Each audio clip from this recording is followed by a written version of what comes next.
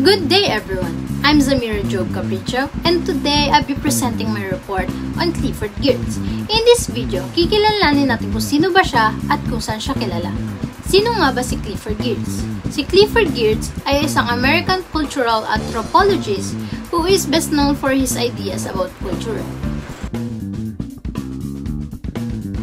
Sinasabi ni Geertz na ang culture daw is made up of symbols and ideas ng mga tao.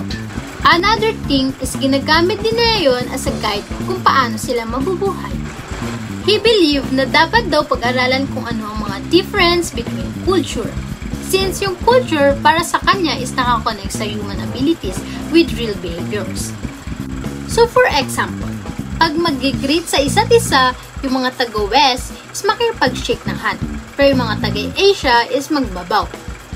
It's different symbol pero same ng purpose. Binibigyang diin ni Geertz na sa pag-aaral ng culture, hindi lang dapat mag-focus sa pagkakatulad. We should also focus on what makes each culture unique.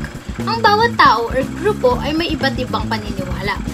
Kahit magkakaiba sila ng paniniwala, mahalaga pa rin yun.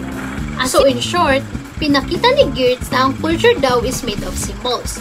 And yung mga symbols na yun yung nagsishape sa atin on how we think, act, and live every day.